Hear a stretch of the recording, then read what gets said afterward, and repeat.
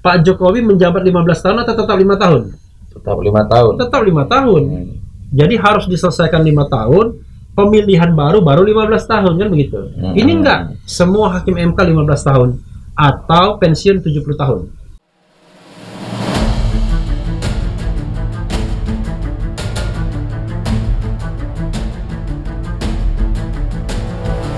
Assalamualaikum warahmatullahi wabarakatuh. Selamat datang di acara Ngobrol Menembus Batas bareng Gus Nur. Acara ini dipersembahkan oleh Munjiat Channel dan didukung penuh oleh GN13. Selamat menyaksikan.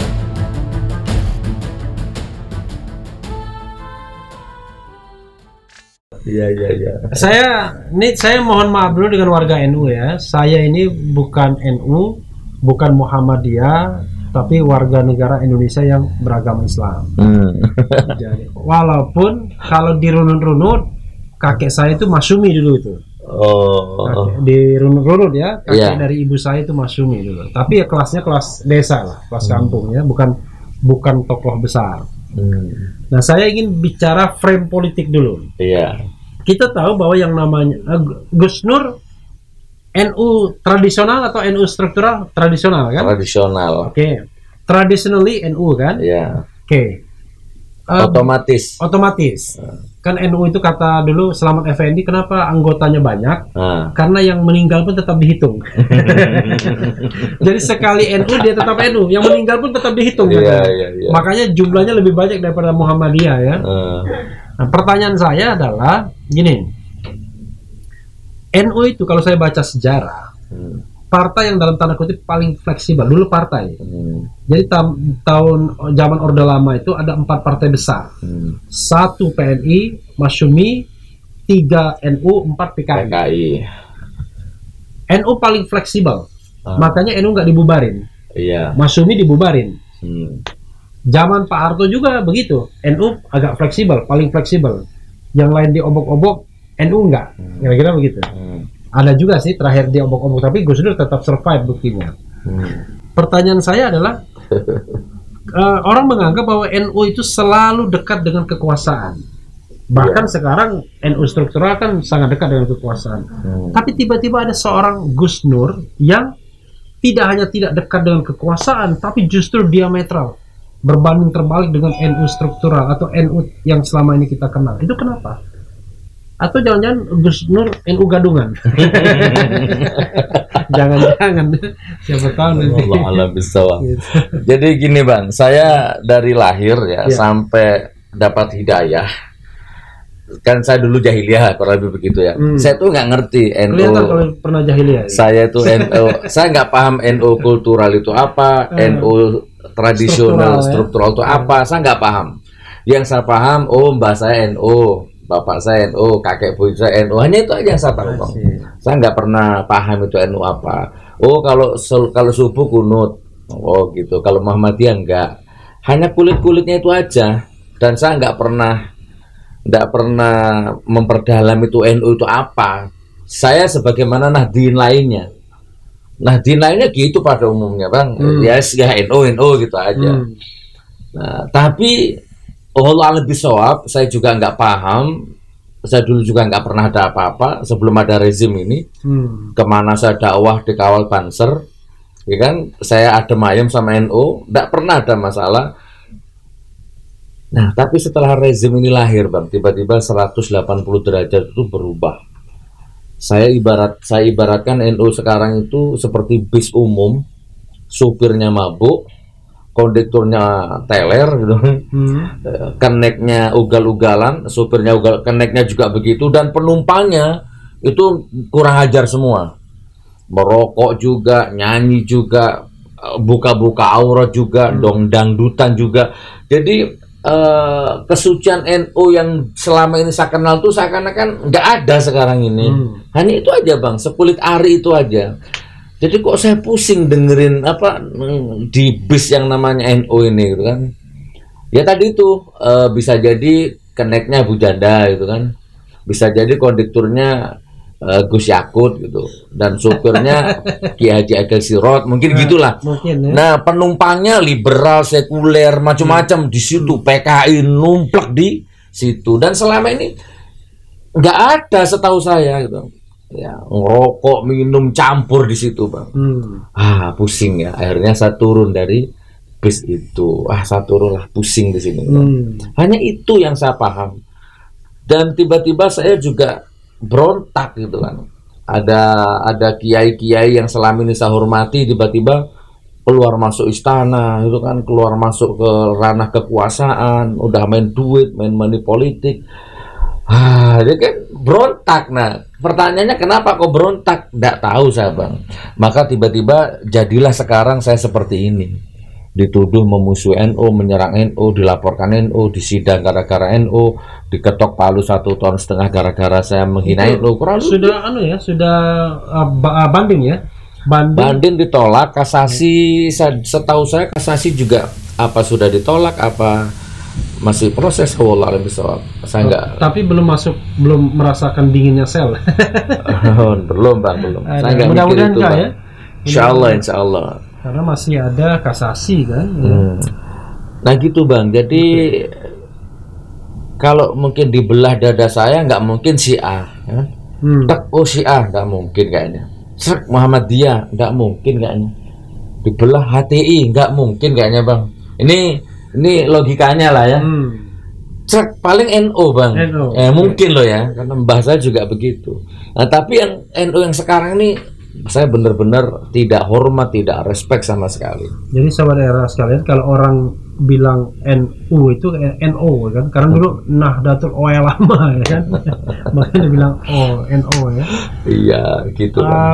Iya, menarik ya. Walaupun tadi mengatakan ingin berontak dari kondisi yang ada ya. Oke. Itu kan NU itu, Gus. Saya cukupkan bab ini, nanti jangan sampai saya digugat juga nanti. Sebentar, sedikit aja, 1 menit, Bang. Silakan. Contohnya Kiai Haji Ma'ruf Amin. Iya. Di pandangan mata saya, Kiai Haji Ma'ruf Amin itu ulama yang Wakil harus presiden kan ya sekarang. Dulu ya. Saya takdimi, saya cium tangannya, Bang. Ulama NU itu orangnya salah bener ikut Pak Kiai, Bang. Dia kan cium tangan tuh nggak cukup sekali kalau NU gini, Bang. Gini, Bang, berbalik-balik gitu kan. Bahkan air minumnya bekasnya kiainya itu direbut diminum. Segitulah. Dan saya nerima itu tradisi-tradisi seperti itu. Nah, tapi yang sekarang ini seorang kiai sudah sepuh tiba-tiba diajak tepuk tangan di panggung dangdut gitu kan. Terus tiba-tiba BPJS halal jadi haram. Terus tiba-tiba sekarang generasi muda dikenalkan ke K-pop misalkan. Dan banyak hal yang membuat saya marah gitu kan. Justru kalau Anda merasa NU tulen, NU yang sejati, Anda harus marah. Kiaimu diperlakukan seperti itu. Gitu, Bang. Saya marah loh. Ini kiai kok dibikin seperti ini gitu kan. Kayak dicuci otaknya gitu, kayak kosong. Ini Gus Nur NU garis lurus ya, termasuk yang NU. Kan ada yang bilang gitu, NU garis lurus. Bukan garis lingkar. Itulah saya marah ada kesucian seorang kiai NU itu dilecehkan oleh rezim ini gitu kan.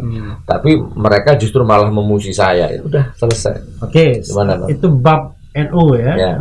Saya bisa pahami bahwa Gus Nur sebenarnya sedang memberontak dengan fenomena NU mainstream saat ini ya.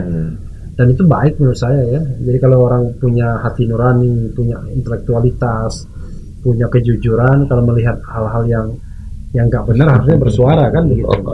Oke. Ya. Nah, yang kedua soal pemerintahan Jokowi. Ini ngeri-ngeri sedap. Jadi kenapa pula Gus Nur selalu mencela Jokowi yang luar biasa ya? Ini sobat era sekalian, ketika podcast ini dilakukan, interview ini dilakukan, Gus Nur baru saja berorasi.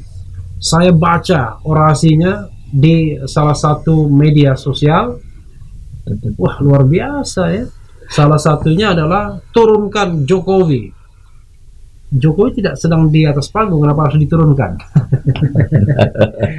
Kenapa? Apa penilaian Gus Nur terhadap pemerintahan sekarang sehingga kok selalu bersuara keras? Nah, saya ngomong begini, sobat era sekalian, atas nama hak konstitusional, kebebasan berserikat, berkumpul, mengeluarkan pendapat baik secara lisan maupun tulisan ya. Mudah-mudahan melalui media yang tidak gelap-gelapan, media yang jelas kan, Refli Harun dan Munjiat Channel kan. Iya, Silakan iya. Gus Nur. Gimana? Hampir sama dengan Iya. dengan situasi batin saya Pakai terhadap bus juga. NO yang sekarang, Oh. hampir sama. Jadi saya Metaforanya bus juga enggak ya? Enggak. enggak mungkin Bang. Enggak ya, oke. Ya intinya saya dulu sama dengan kebanyakan orang. Saya nggak ngurus politik, buta politik. Siapapun presidennya terserah lo lah gitu kan. Sama dengan yang lain-lain gitu. Dulu saya hanya sibuk dakwah, cari nafkah, keluarga sudah, nggak ngerti politik, nggak mau tahu politik gitu.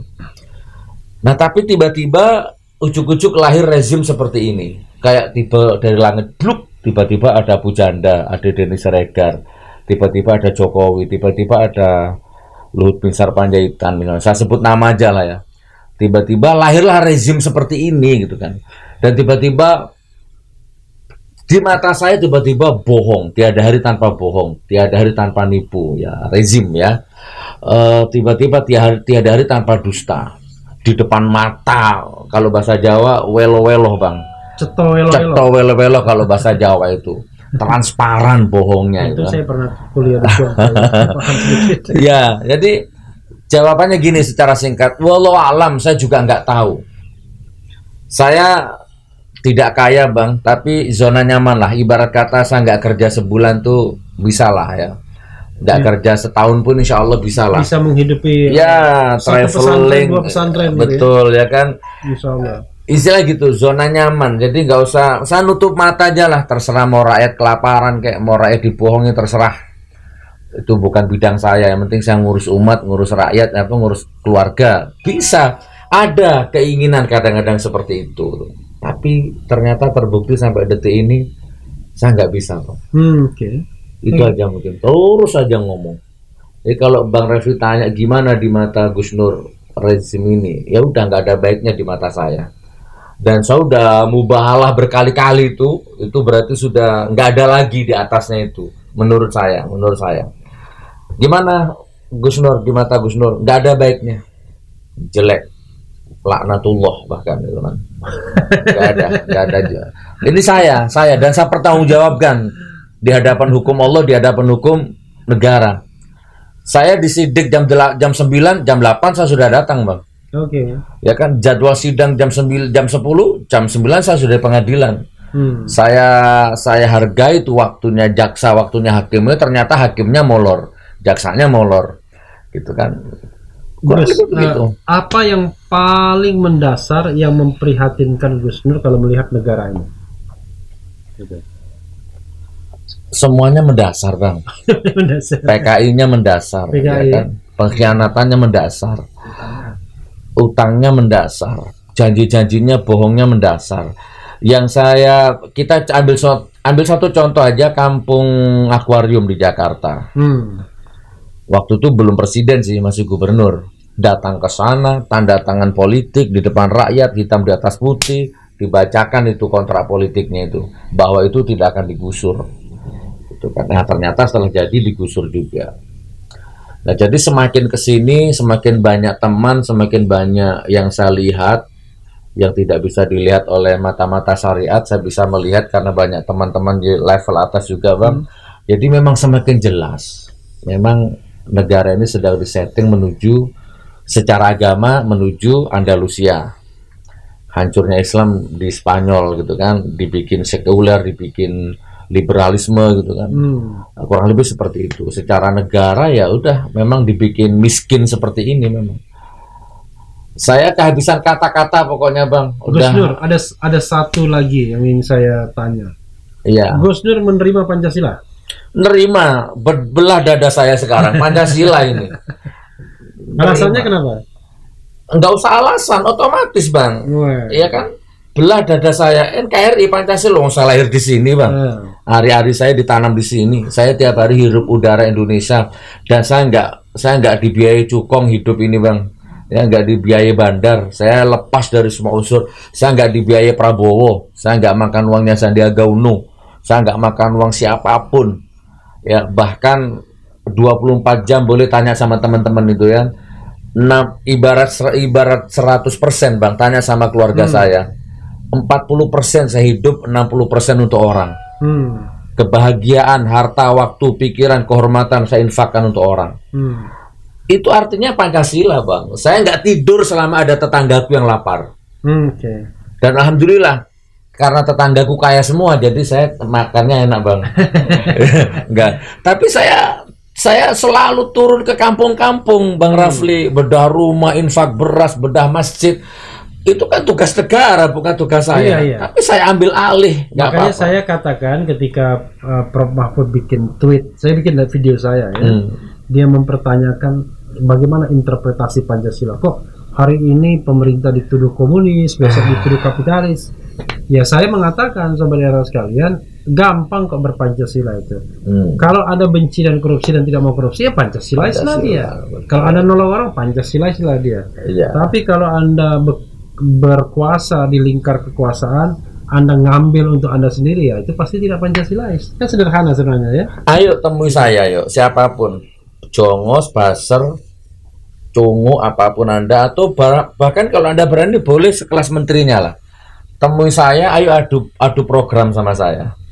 Adu Pancasila sama saya. Lebih Pancasila mana kamu sama saya? Mungkin gitu, Bang. Dan ini saya nggak pernah main-main kalau soal statement seperti ini. Siapapun, mau buzzer, mau Jongos, mau cebong, mau apapun lah, mau kiai, mau gus, mau ulama, mau Nusantara, mau menteri, mau presiden sekalipun, ayo adu program sama saya. Saya rakyat, antum menteri. Saya rakyat, kamu presiden. Ayo adu program, adu Pancasila sama saya. Adu Pancasila sama saya. Wah, saya udah mulai murupin otak ini. Kalau biar tambah marah, saya tanya kemarin apa urusannya mubah halal segala. Itu saya baru lihat videonya kan waktu kita kenal, ada waktu sama-sama webinar. Iya, saya lihat ini kenapa mubah halal. Itu dalam konteks apa mubah halal tersebut? Lalu lawannya tuh siapa? Awalnya spontan, Bang. Saya jelas agak lengkap, saya jawab agak lengkap ya, Bang. Awalnya spontan, terus tiba-tiba saya merasakan bahwa saya sedang berhadapan dengan sesuatu yang bukan main-main. Itu poin pertama. Loh, ternyata yang saya hadapi ini bukan fata morgana ini bener-bener, kalau dia mau menghilangkan nyawa saya, Bang, klik hilang kalau dia mau, gitu kan? Iya. Jadi ini yang saya hadapi ini bener-bener dia itu penguasa maksudnya. Rezim, ya, penguasa ya, baik kelihatan mata atau tidak kelihatan mata ya. Wah, berarti dan tidak tahu spontan karena saya nggak punya apa, mau ngambil pistol nggak punya pistol, Bang. Mau media nggak punya media ya kan, uang nggak punya, ya sudah, mungkin spontan, dan ini mungkin Allah juga yang mengarahkan, terjadilah mubahalah itu. Masalah sendiri atau apa itu kan teknis, Bang. Memang secara di Al-Quran mubahalah itu harus 2 orang. Ya boleh melalui video ini, kalau ada yang mau 2 orang, ayo siapa gitu kan. Dari dulu saya nyari, ayo mubahalah untuk apa? Ya siapa yang salah biar dilaknat sama Allah gitu kan. Salah dalam sikap ya. Sikap, dalam keputusan, dalam independen, dalam kedaulatan, ayo gitu. Kamu atau saya, lebih Pancasila mana kamu sama saya gitu. Tadi ketika Gus Nur menilai NU misalnya.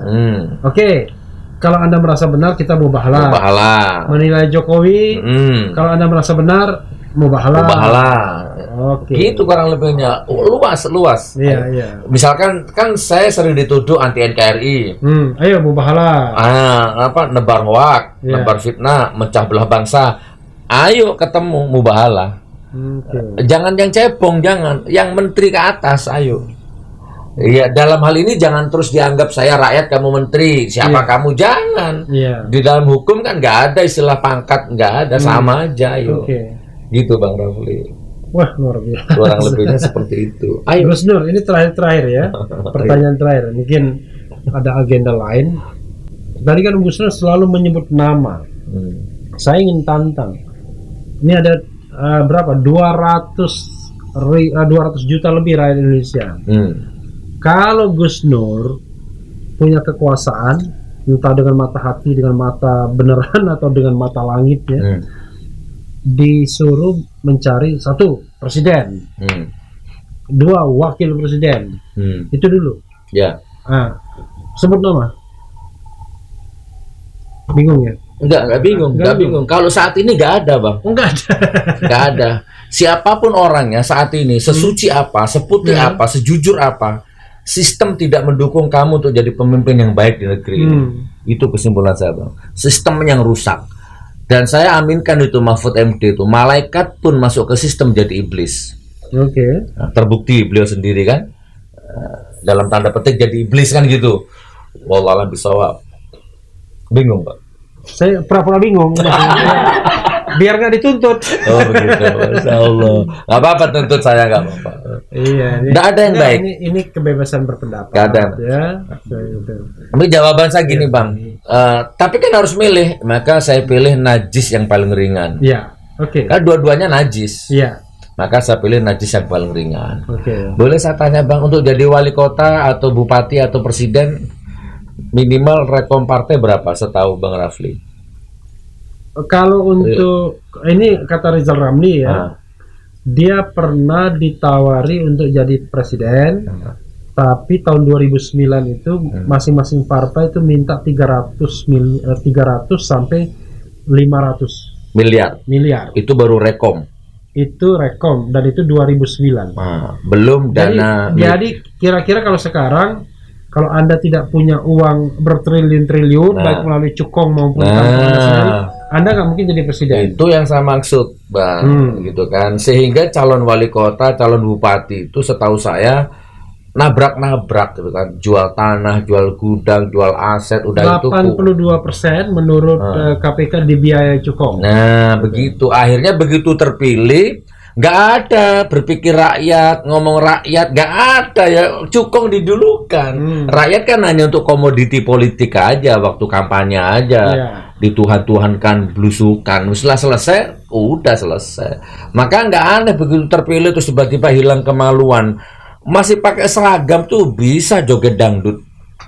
Itu kan bagi saya nggak ada martabatnya, pakai seragam bupati, pakai seragam polisi, joget dangdut, mengelilingi bidu wanita. Subhanallah. Kalau saya insya Allah nggak mau joget dangdut karena memang nggak bisa joget. Ya sudah begitu Bang, kurang lebih. Tapi gini Gus belum jawab, Gus Nur belum menjawab nama tadi. Gini, tadi kan sudah ada clue-nya. Kita cari najis yang paling ringan. Paling ringan ya. Apa najis apa yang paling ringan? Mukhafafa. Ya, mutawasito, mukhafafa. Yang paling berat kan mughalado ya. Oke. Nah, najis yang paling ringan. Saya sebut nama ya. Saya sebut nama. Banyak Bang. Iya. Habib Rizik. Ustadz Abdul Somad. Ustadz Adi Hidayat. Ustadz Kiai Haji Tengku Zulkarnain. Udah sementara itu. 4 ini kiai semua ini. Kan orang harus makanya sekarang kita rubah mindset. Yang jadi pemimpin itu harus orang yang ngerti agama, ngerti halal haram, takut kepada Allah, ada Rasul, ada syariat di situ. Itu kita rubah Bang. Kalau begitu Gus Nur termasuk yang menyambut bakal kembalinya Habib Rizik. Hari ini ada rilis kan yang mengatakan bahwa sudah cekalnya sudah dicabut. Bang, salah nggak saya kalau punya asumsi Amerika mulai bermain ini dengan Saudi itu? Udah lepas aja cekalnya biar pulang, biar revolusi sekali itu. Masuk akal nggak Bang? Saya ini berpikir ini Cina sama Amerika lagi tinju, ringnya Indonesia gitu loh Bang. Salah mungkin ya? Atau pura-pura bingung Bang Rafli? Pura-pura bingung. Jadi memang sobat era sekalian, perang dagang antara Cina dan Amerika Serikat ini memang mempengaruhi semua negara. Kalau dulu Amerika Serikat dengan Uni Soviet, dan itu bukan perang dagang tapi perang dingin. Ada juga perang dingin, perang dagang, tapi dua-duanya sama, duit. Betul. Dua-duanya duit ya. Karena itu memang wilayah besar seperti Indonesia ini dengan wilayah yang sangat luas, penduduk yang banyak, ya pasti akan menjadi arena yang paling menggiurkan bagi pertarungan gajah-gajah besar itu. Terus sekarang Bang Rafli, presiden menurut Bang Rafli siapa? Kan tadi saya udah jawab. Bang Rafli siapa? Nah, kalau saya ditanya begini, Gus Nur, saya itu tidak pernah tertarik menunjuk orang, tapi saya ingin selalu membangun sistem value. Makanya perjuangan saya adalah ingin menghapuskan presidensial threshold itu. Karena begini, kalau masih ada threshold 20% kursi atau 25% suara, kalau basisnya kursi, maka maksimal calon kan cuma 4 pasangan, itu maksimal. Tapi saya mengatakan dalam berbagai kesempatan di video saya, 4 itu barangkali bisa dipecah lagi, bisa diperas lagi jadi 2. Ya kurang lebih cebong dan kampret lagi jadinya. Sekarang ini ada 6 partai di istana, mulai dari PDIP, Golkar, Gerindra, Nasdem, PKB, terakhir kemudian P3. Ada 3 partai di luar istana, Demokrat, PAN, dan PKS. Kalau aliansi istana dan non istana ini terjadi lagi, maka calon itu cuma 2 lagi. 6 partai istana gabung jadi 1, dibiayai cukong. 3 ini mungkin dibiayai cukong juga. Jadi semuanya dibiayai, jangan-jangan ya, ini mohon maaf nih partai-partai, karena kita kan bicara kebaikan. Maka yang terjadi adalah jangan harap akan ada perubahan, karena siapapun yang menjadi presiden pasti tersandra. Karena kita harus hancurkan presidensial threshold, hilangkan agar ada orang baik yang bisa dicalonkan oleh partai politik. Karena kalau presidensial hilang, misalnya jumlah partai politiknya 16 ikut pemilu, maka akan ada slotting untuk 16 calon presiden. Ya kalau mau dipakainya separuh, 8. Lebih banyak pilihan dan masih ada harapan bagi mereka yang tidak punya uang untuk bisa menang. Tapi dengan catatan, Gus, KPU-nya dibenahi dulu, undang-undangnya dibenahi dulu. Iya, betul. Gitu. Ya, jadi itulah saudara ya, kita tutup ya. Jadi intinya presiden yang ideal itu ya Habib Rizik, Ustadz Abdul Somad, Kiai Tengku Zulkarnain, Ustadz Adi Hidayat yang begitu hafal Al-Quran, yang di dalam hatinya ada Al-Quran gitu kan. Nah, tapi ini kan tidak mungkin. Dulu Al-Fatih ya. Kalau untuk umat Islam yang 1 euro pasti amin dengar ini. Tapi untuk cebong, jongos, kadrun, begitu jatuhnya. Wah, ini udah mulai logat Maduranya. Tapi sekali lagi juga tidak mungkin. Kita eman kalau Habib Rizik, Ustadz Adi Hidayat, semua tadi itu orang sebaik beliau harus kita cemplungkan ke dalam satu sistem yang tidak mendukung. Makanya kita bisa kolaborasi. Saya berjuang membangun sistem, ya kan? Gus Nur cari orangnya, kira-kira gitu. Oh gitu. Insya Allah. Kan bisa kolaborasinya begitu. Dan mudah-mudahan Gus, mudah-mudahan begini, mubahala juga. Ayo tantang, siapa yang mengatakan presidensial threshold itu bagus, saya mengatakan jelek. Saya titipkan ke Gus Nur mubahala juga. Boleh. Insya Allah, selama benar insya Allah ya. Cukup mungkin saudaraku ya, ini sudah panjang. Nanti kita bagi 2 ini berarti kan. Boleh. Ya udah mungkin gitu aja. Assalamualaikum warahmatullahi wabarakatuh. Waalaikumsalam warahmatullahi wabarakatuh. Alhamdulillah, masya Allah. Ini lama loh podcast ini.